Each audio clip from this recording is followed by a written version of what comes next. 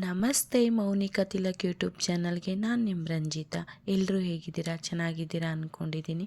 ನಾನು ಚೆನ್ನಾಗಿದ್ದೀನಿ. ಇವತ್ತು ಹನುಮಾನ್ ಜಯಂತಿ ಇರೋದ್ರಿಂದ ಹನುಮಂತ ಮತ್ತು ರಾಮರ ಬಗ್ಗೆ ಒಂದು ಸ್ವಲ್ಪ ನನಗೆ ಗೊತ್ತಿರೋ ಒಂದು ಕಥೆ ಹೇಳ್ತೀನಿ, ನೀವು ತಿಳ್ಕೊಳ್ಳಿ. ರಾಮ ಹೇಗೆ ಸಾವನ್ನಪ್ಪಿದ ನಿಮಗೇನಾದರೂ ಗೊತ್ತಾ? ರಾಮ ಎಂದರೆ ಅತಿಯಾದ ಭಕ್ತಿ ಎಲ್ಲರಿಗೂ. ರಾಮ ಯಾಕೆ ಈ ಲೋಕ ಬಿಟ್ಟು ಹೋದ ಅಷ್ಟಾಗಿ ಯಾರಿಗೂ ಗೊತ್ತಿಲ್ಲ, ನನಗೂ ಗೊತ್ತಿರಲಿಲ್ಲ. ರಾಮ ಮತ್ತು ಹನುಮಂತನ ಭಕ್ತಿ ಬಗ್ಗೆ ಸ್ವಲ್ಪ ತಿಳಿದುಕೊಂಡಿದ್ದೆ. ರಾಮನ ಬಂಟ ಹನುಮ, ಹನುಮನ ಪ್ರಾಣದಂತೆ ಶ್ರೀರಾಮ. ಹನುಮ ಮತ್ತು ರಾಮನ ಕೊನೆ ದಿನಗಳ ಬಗ್ಗೆ ತಿಳಿದುಕೊಂಡು ನಂತರ ನಿಮ್ಮ ಮುಂದೆ ನಂದೇ ಆದ ಮಾತುಗಳಿಂದ ಹೇಳುವ ಪ್ರಯತ್ನ.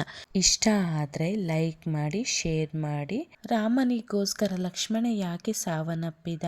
ಹನುಮಂತನ ಕಣ್ತಪ್ಪಿಸಿ ಹನುಮಂತನ ಯಾಮಾರಿಸಿ ರಾಮನು ಯಾಕೆ ತನ್ನ ಪ್ರಾಣ ತ್ಯಾಗ ಮಾಡಿದ? ರಾಮನನ್ನು ಉಳಿಸಿಕೊಳ್ಳಲು ಹನುಮಂತನ ಪರದಾಟ ಹೇಗಿತ್ತು ಎಂದರೆ ನಿಜಕ್ಕೂ ಕಣ್ತುಂಬಿ ಬರುತ್ತೆ. ಶ್ರೀರಾಮನ ಕೊನೆಯ ದಿನಗಳನ್ನು ನಿಮ್ಮ ಮುಂದೆ ಇಡುತ್ತಿದ್ದೀನಿ. ಶ್ರೀರಾಮನು ರಾವಣನನ್ನು ಸಂಹಾರ ಮಾಡುತ್ತಾರೆ. ಇನ್ನು ತ್ರೇತಾಯುಗ ಮುಗಿದು ಹೋಗುವ ಸಮಯ ಬರುತ್ತೆ. ರಾಮನ ಸಾವು ಹತ್ತಿರ ಬಂದಿರುವುದರಿಂದ ಬ್ರಹ್ಮದೇವ ಮತ್ತು ಶಿವನು ಇಬ್ಬರು ಯಮನಿಗೆ ನೀನು ಶ್ರೀರಾಮನ ಹತ್ತಿರ ಹೋಗು, ರಾಮನ ಅವತಾರ ಮುಗಿದಿದೆ ಎಂದು ಹೇಳಿ ಕರೆದುಕೊಂಡು ಬಾ ಎಂದು ಬ್ರಹ್ಮ ಮತ್ತು ಶಿವ ಹೇಳುತ್ತಾರೆ. ಆಗ ಯಮಧರ್ಮರಾಜ ಹೋಗುತ್ತಾರೆ ಅಯೋಧ್ಯೆಗೆ.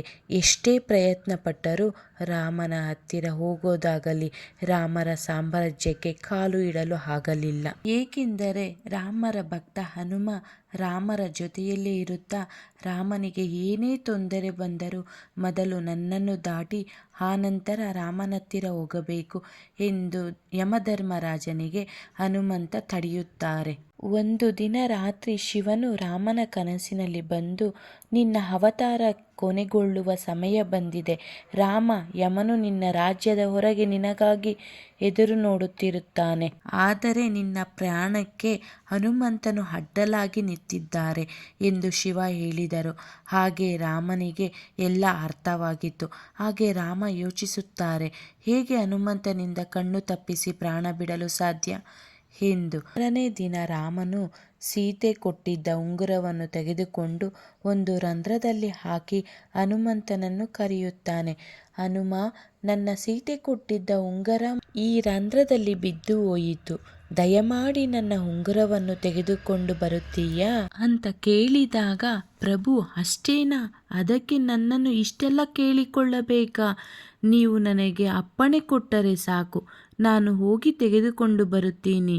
ಈಗೋಗಿ ಹೀಗೆ ಬಂದು ಬಿಡುತ್ತೀನಿ ಪ್ರಭು ಎಂದು ಹನುಮಂತ ತನ್ನ ದೇಹವನ್ನು ಚಿಕ್ಕದಾಗಿ ಮಾಡಿಕೊಂಡು ಆ ರಂಧ್ರದಲ್ಲಿ ಹಾರಿ ಹೋಗುತ್ತಾನೆ.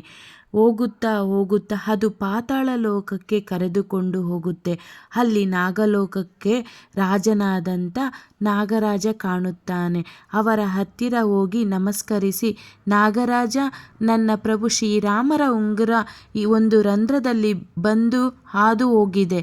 ಅದು ಈ ಪಾತಾಳ ಲೋಕಕ್ಕೆ ಬಂದು ಬಿಟ್ಟಿದೆ. ಆ ಉಂಗುರ ನಿಮಗೆ ಏನಾದರೂ ಗೊತ್ತಾ ಎಂದು ಕೇಳುತ್ತಾರೆ. ಹನುಮ, ಓಹೋ ಶ್ರೀರಾಮನ ಉಂಗುರನಾ? ಅದು ಎಲ್ಲಿದೆ ಎಂದು ನನಗೆ ಗೊತ್ತು, ನನ್ನ ಜೊತೆ ಬನ್ನಿ ಎಂದು ಹೇಳಿ ಒಂದು ಗುಹೆಗೆ ಕರೆದುಕೊಂಡು ಹೋಗಿ ಆ ಗುಹೆಯಲ್ಲಿ ಇದೆ. ಆಗ ಹನುಮ, ನನಗೆ ಬೇಕಾಗಿರುವುದು ನನ್ನ ರಾಮನ ಉಂಗುರವಷ್ಟೇ ಅಲ್ಲವೇ?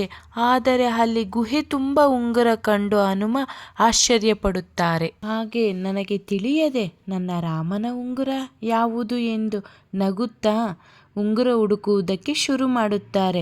ಅಯೋಧ್ಯೆಯಲ್ಲಿ ಹನುಮಂತ ಇಲ್ಲ ಎಂದು ತಿಳಿದು ಯಮಧರ್ಮರಾಜ ಇದೇ ಸರಿಯಾದ ಸಮಯ ಎಂದು ಋಷಿಯ ವೇಷವನ್ನು ಧರಿಸಿ ರಾಮರ ಹತ್ತಿರ, ರಾಮ ಎಂದು ನಾನು ಏಕಾಂತವಾಗಿ ನಿನ್ನ ಹತ್ತಿರ ತುಂಬ ಮುಖ್ಯವಾದ ವಿಷಯ ಮಾತಾಡಬೇಕಿದೆ. ನಾವು ಮಾತನಾಡುವಾಗ ಯಾರಾದರೂ ಮಧ್ಯದಲ್ಲಿ ಬಂದರೆ ಅಡ್ಡಿಪಡಿಸಿದರೆ ಅವರಿಗೆ ಮರಣದಂಡನೆ ಕೊಡಬೇಕು ಅಂತ ಹೇಳಿದಾಗ ರಾಮರು ಒಪ್ಪಿ ಲಕ್ಷ್ಮಣ ಹತ್ತಿರ ಹೋಗಿ, ಇದರ ಜವಾಬ್ದಾರಿ ನಿನ್ನದೇ ಲಕ್ಷ್ಮಣ.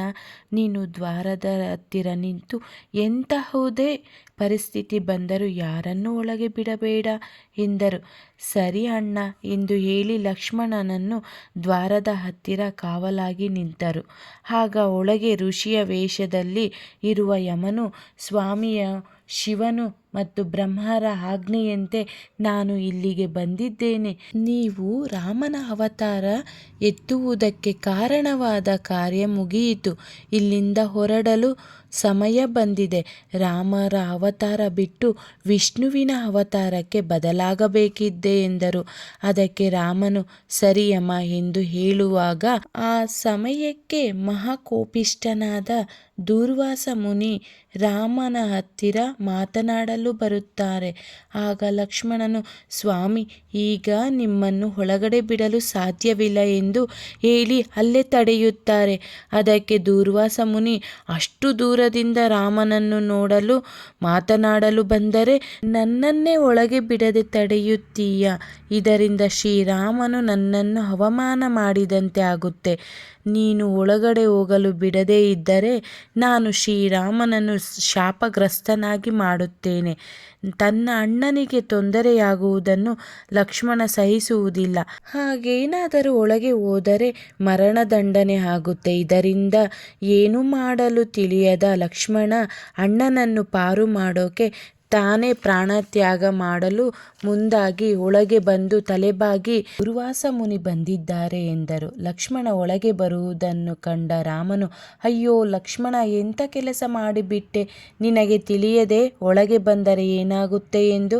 ಈಗ ನಾನು ನಿನಗೆ ಮರಣದಂಡನೆ ಕೊಡಬೇಕು ಎಂದು ನೊಂದುಕೊಳ್ಳುತ್ತಾರೆ ರಾಮ. ರಾಮನಿಗೆ ಏನು ಮಾಡಲು ತಿಳಿಯದೆ ತನ್ನ ಗುರುಗಳಾದ ವಸಿಷ್ಠ ಮುನಿ ಹತ್ತಿರ ಕೇಳುತ್ತಾರೆ. ಹಾಗೆ ರಾಮ, ನೀನು ಲಕ್ಷ್ಮಣನನ್ನು ಸಾಯಿಸುವ ಅವಶ್ಯಕತೆ ಇಲ್ಲ. ಯಾವಾಗಲೂ ನಿನ್ನ ಪಕ್ಕದಲ್ಲೇ ಇರುವ ಲಕ್ಷ್ಮಣನು ನಿನ್ನಿಂದ ದೂರವಾದರೆ ಅದೇ ಅವನಿಗೆ ಮರಣಕ್ಕೆ ಸಮಾನ. ಆದ್ದರಿಂದ ಲಕ್ಷ್ಮಣನನ್ನು ರಾಜ್ಯದಿಂದ ಬಹಿಷ್ಕಾರ ಮಾಡು ಸಾಕು ಎಂದು ಸಲಹೆ ಕೊಟ್ಟರು. ಇದನ್ನು ಕೇಳಿಸಿಕೊಂಡ ಲಕ್ಷ್ಮಣನು, ನಿನ್ನಿಂದ ದೂರವಿರುವುದಕ್ಕಿಂತ ಸತ್ತು ಹೋಗುವುದೇ ಮೇಲು ಅಣ್ಣ ಅಂತ ಸರಿಯಾ ನದಿಯಲ್ಲಿ ಜಲಸಮಾಧಿಯಾಗಿ ಹೋಗುತ್ತಾರೆ. ಅವರೊಂದಿಗೆ ಅವರ ಪತ್ನಿ ಕೂಡ ಜಲಸಮಾಧಿಯಾಗುತ್ತಾರೆ. ಅವರಿಬ್ಬರ ಸಾವನ್ನು ಕಂಡುತ್ತ ರಾಮನು ನೋವಿನಿಂದ ಕುಗ್ಗಿ ಹೋಗಿ, ಲಕ್ಷ್ಮಣನೇ ಇಲ್ಲದ ಹೋದ ಮೇಲೆ ನಾನೇಕೆ, ನಾನು ಕೂಡ ಜಲಸಮಾಧಿಯಾಗಬೇಕು ಅಂತ ರಾಮ ತೀರ್ಮಾನಿಸುತ್ತಾರೆ.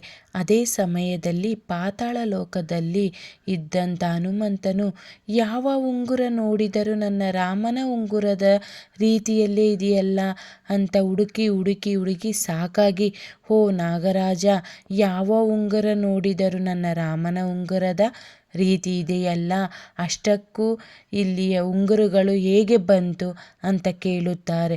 ನಾಗರಾಜನು, ಅಯ್ಯೋ ಹನುಮ, ಇವೆಲ್ಲವೂ ಶ್ರೀರಾಮನ ಉಂಗುರಗಳೇ. ಇದು ಶ್ರೀರಾಮನು ನಿನಗೆ ತಿಳಿಸದೆ ಪ್ರಾಣತ್ಯಾಗ ಮಾಡುತ್ತಿದ್ದಾರೆ. ನಿನಗೆ ತಿಳಿದರೆ ನೀನು ಅದಕ್ಕೆ ಅಡ್ಡಿಪಡಿಸುತ್ತೀಯ ಎಂಬ ಕಾರಣಕ್ಕೆ ನೀನು ಇಲ್ಲಿಗೆ ಬರುವ ಹಾಗೆ ಮಾಡಲಾಯಿತು ಎಂದು ಹೇಳುತ್ತಿದ್ದಂತೆ, ಅಯ್ಯೋ ನನ್ನ ರಾಮ, ಇದು ನನ್ನ ಬಿಟ್ಟು ಹೋಗುತ್ತಿದ್ದಾನೆ. ಇಲ್ಲ, ಅದನ್ನು ಹೇಗಾದರೂ ತಡೆಯಬೇಕು ಎಂದು ಕೈಗೆ ಸಿಕ್ಕಂತ ಉಂಗುರವನ್ನು ಎತ್ತಿಕೊಂಡು ಅಯೋಧ್ಯೆಗೆ ಓಡೋಡಿ ಬರುತ್ತಾರೆ. ಎಲ್ಲೆಲ್ಲಿ ಹುಡುಕಿದರೂ ರಾಮ ಎಲ್ಲೂ ಕಾಣಲಿಲ್ಲ. ಇಲ್ಲ, ಅದೇನೇ ಆದ್ರೂ ನನ್ನ ಪ್ರಭುವನ್ನು ಉಳಿಸಿಕೊಳ್ಳಬೇಕು ಎನ್ನುತ್ತಾ ಗಾಳಿಯಲ್ಲಿ ಎಗುರುತ್ತಾ ಹುಡುಕುತ್ತಿರಬೇಕಾದರೆ ಸರಿಯಾ ನದಿಯಲ್ಲಿ ಶ್ರೀರಾಮನು ಜಲಸಮಾಧಿಯಾಗುವುದನ್ನು ಕಂಡ ತಕ್ಷಣ ಹನುಮಂತನು ಅತಿ ವೇಗದಲ್ಲಿ ಕೆಳಗೆ ಬಂದು ಓಡುವಷ್ಟರಲ್ಲಿ ಶ್ರೀರಾಮನ ಹನುಮಂತನನ್ನು ನೋಡುತ್ತಾ ಜಲಸಮಾಧಿಯಾಗುತ್ತಾರೆ. ಇದೆಲ್ಲವನ್ನು ಕಂಡು ಹನುಮಂತ ನೋವಿನಿಂದ, ರಾಮ ಪ್ರಭು, ಅಯ್ಯೋ ಇದೆಲ್ಲ ನನ್ನ ತಪ್ಪೆ, ನನಗೆ ಬುದ್ಧಿ ಇಲ್ಲ, ಒಂದು ನಿಮಿಷದಲ್ಲಿ ಬರುತ್ತೀನಿ ಎಂದು ಹೇಳಿ ಹೋದವನು ಇಷ್ಟೊಂದು ಸಮಯ ವ್ಯರ್ಥ ಮಾಡಿಬಿಟ್ಟೆ. ನನ್ನಿಂದಲೇ ನೀನು ನನ್ನಿಂದ ದೂರವಾದೆಯಲ್ಲ ರಾಮ ಅಂತ ಕಣ್ಣೀರು ಹಾಕಬೇಕಾದರೆ ಹನುಮಂತನ ಆಕ್ರಂದನ ಮುಗಿಲು ಮುಟ್ಟಿತು. ಆಗಾಗಲೇ ರಾಮನ ವಿಷ್ಣು ರೂಪ ಪಡೆದುಕೊಂಡು ಹನುಮಂತನ ನೋವನ್ನು ಕಂಡು ಪ್ರತ್ಯಕ್ಷನಾಗಿ, ಹನುಮ, ಇದರಲ್ಲಿ ನಿನ್ನ ತಪ್ಪು ಯಾವುದೂ ಇಲ್ಲ. ನೀನು ಎಷ್ಟು ಪ್ರಯತ್ನಿಸಿದರೂ ನಡೆಯಲೇಬೇಕು, ತಡೆಯುವುದಕ್ಕೆ ಸಾಧ್ಯವಿಲ್ಲ ಅಂತ ಹೇಳುತ್ತಾರೆ. ಪ್ರಭು, ನಾನು ಕೂಡ ನಿಮ್ಮೊಂದಿಗೆ ಇರಲು ನಿಮ್ಮ ಜೊತೆಗೆ ಬರುತ್ತೇನೆ ಎಂದರು. ಹಾಗೆ ಬೇಡ ಹನುಮ, ನಿನ್ನಂಥ ಭಕ್ತನು ಈ ಭೂಮಿಯ ಮೇಲೆ ಇದ್ದು ಧರ್ಮದ ರಕ್ಷಣೆ ಮಾಡಬೇಕು. ನೀನು ಎಂದೆಂದಿಗೂ ಚಿರಂಜೀವಿಯಾಗಿರು ಎಂದು ಹೇಳುತ್ತಾ ವಿಷ್ಣು ಕಣ್ಮರೆಯಾಗುತ್ತಾರೆ.